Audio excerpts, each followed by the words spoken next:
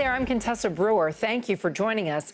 Los Angeles County's been just swamped by flash floods and mudslides after sudden, severe thunderstorms. It happened so fast, drivers were trapped without warning in as much as 6 feet of mud. We're told everyone who was trapped is now okay.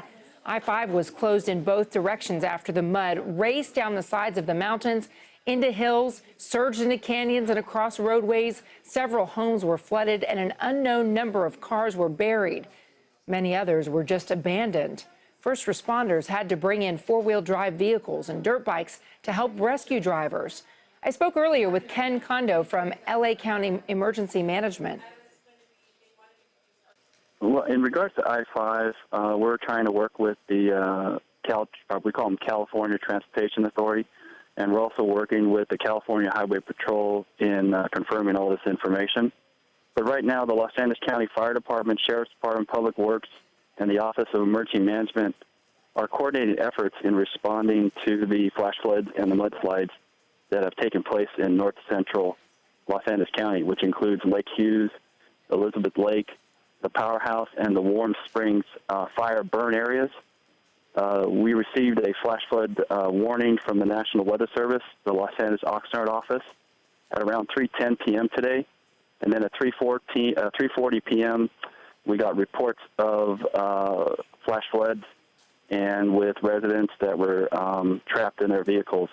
And so our Los Angeles County Fire Department and Sheriff's Department were working on trying to help those people to try to get them out of the mud and out of harm's way. All right, so when we're talking about, there's clearly the first issue is people who were trapped in their cars by the mudslides. So to your knowledge, there's no one who's in immediate danger any longer. Is that correct? Well, right now we're assessing that. Our LA County Fire Department is assessing that right now. We'll have more information at a later time. Okay. Two, do you have any sense of, I mean, clearly there are going to be a lot of people who are in cars and trucks affected by this, but do you have any sense of how many residents are in the areas affected by the mudslides? Right now, Contessa, we're trying to gather that information, and we're working with our Fire and Sheriff's Department as well as our Public Works Department in trying to gather that information, and we can have that for you at a later time as well. Okay, and what's then this immediate priority right now for LA County Emergency Management? Well, the immediate priority right now is for us to coordinate all our efforts with our county departments, and we also want to coordinate our efforts in providing emergency public information to the public, the residents, and the businesses that are impacted by the flash floods, as well as the mudslides right now. And to that end, did you send out any sort of evacuation notices or notices for people to shelter in place? What kind of warning was emergency management involved with before the floods even started?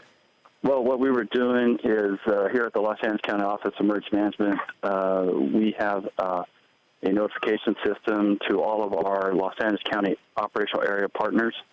And that was the National Weather Service flash flood warning at 3:10 p.m.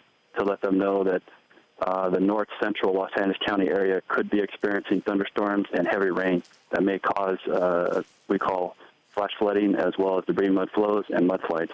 Yeah, I know that you're not a forecaster or meteorologist, Ken, but is some of this a result of having such a long drought in California? I mean, is that one of the reasons why we're seeing mudslides of this magnitude?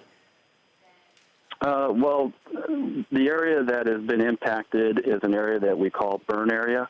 And so we've been preparing the residents and businesses for this for the last 3 years. So, wait, this is an area where there had been a wildfire? Yes, it was called the Powerhouse and Warm Springs wildfire. And that was 2 years ago? Approximately about 3 years ago. 3 years ago. Okay. We're taking a look at it there, and as soon as you mentioned it, I saw some shrubbery that actually in that perspective, you could see that it looks like it may have been burned in times past. But the video is just incredible. I know you're a busy man, Ken. Thank you so much for joining us. I appreciate your time. Oh, and most importantly, Contessa, you know, we want the residents and businesses to remember to listen to law enforcement and to the fire officials, to listen to their orders. And if there is a order to evacuate, please listen to what they have to say, because what they're trying to do is save your lives as well as they're trying to save their lives as well, too. Well, and when you see these vehicles submerged now by flooding waters and by liquid mudslides that are coming down these hillsides, and when you see it up where car doors would not be able to be open, you can see why, if you get a warning to get out, you better listen right away. Ken, thanks again for your information and your perspective, and I know you'll be helping keep people informed throughout the evening. Thank you, Contessa, for allowing me to talk about this.